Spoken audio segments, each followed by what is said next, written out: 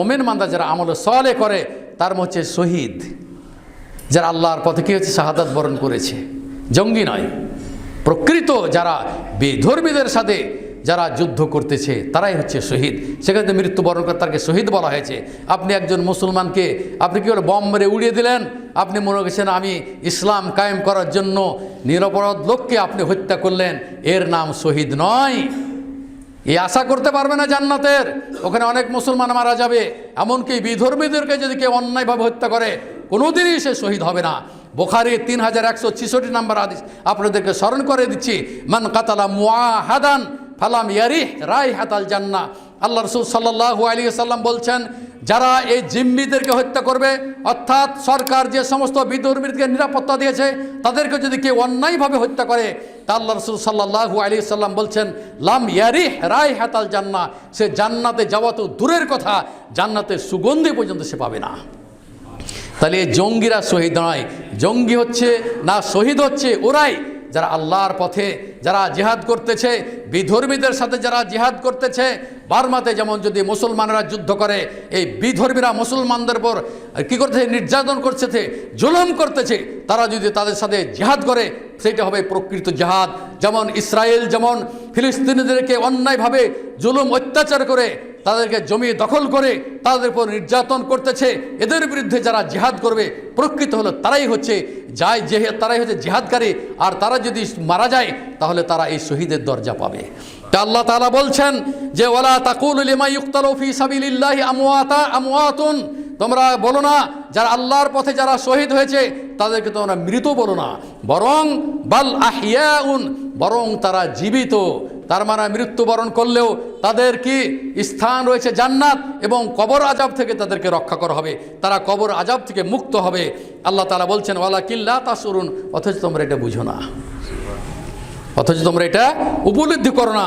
সূরা বাকারা 154 নম্বর আয়াত তিনি অন্যত্র বলেন যে ওয়ালা তাহসাবান্নাল্লাযীনা কুতিলু ফি সাবিলিল্লাহি আমওয়াতান বাল আহইয়াউন ইনদা রাব্বিহিম ইরযাকুন ফারিহিনা বিমা আতাহুমুল্লাহু মিন ফাদলি।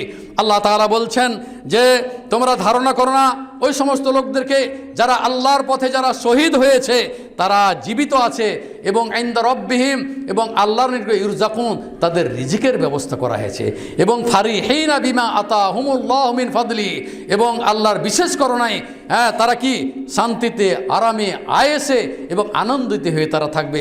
সূরা আলে ইমরানের আয়াত নাম্বার হচ্ছে 169 থেকে 71 নম্বর আয়াত বিস্তারিতভাবে বর্ণিত হয়েছে।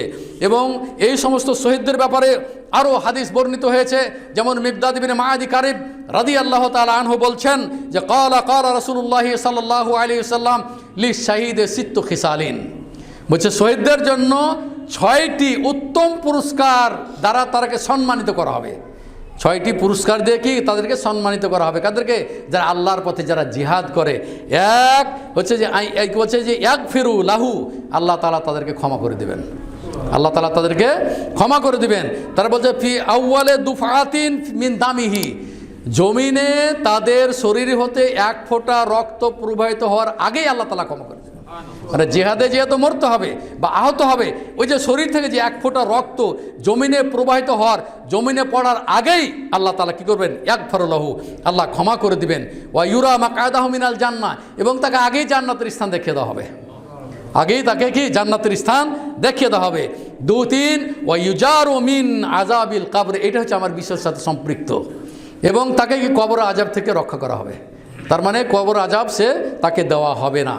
ওয়া ইয়ামানু মিনাল ফাজাইল আকবার, কিয়ামতের ভয়াবহতা হতেও আল্লাহ তাআলা রক্ষা করবেন। ওয়াদা আলা রাসি তাজুল ওয়াকারে আলিয়াকুতা মিনহা, বলছে তাকে এমন একটি সম্মানিত মুকুট পরানো হবে যার মধ্যে থাকবে ইয়াকুতা। তো ইয়াকুতা বলা হচ্ছে খায়রুম মিনাদ দুনিয়া ওয়া ফিহা, দুনিয়াতে এবং দুনিয়ার মধ্যে যা কিছু আছে তার চাইতে উত্তম যে মুকুট পরানো হবে সেটি হচ্ছে দুনিয়া এবং দুনিয়ার মধ্যে পৃথিবীর মধ্যে যা কিছু আছে তার চেয়েও কি সেটি উত্তম। এরপরে বলা হচ্ছে যে ওমা ওয়া ইউজাউযু মিনাল হুরিল আইন, এবং হুরে আইন যে যাদেরকে কী করা হবে জান্নাতে, তাদেরকে 72টি হুর আইন হুর দেওয়া হবে। বলছে এরপরে বলা হচ্ছে যে ইউসাফাউ ফি সাবঈন ইনসানান মিন আকারবিহি, এবং তার আত্মীয়র মধ্যে 70 জনকে সুপারিশ করার জন্য তাকে অনুমতি দেওয়া হবে। বিশাল ব্যাপার। তাহলে এই যে শহীদদের 6টি যে মর্যাদা দেওয়া হবে, তাদেরকে যে পুরস্কৃত করা হবে, এই 6টি মর্যাদা উল্লেখ হয়েছে আহমদের হাদিস 16,730 নম্বর হাদিস, ইবনে মাজার হাদিস হচ্ছে 2,799 হাদিস।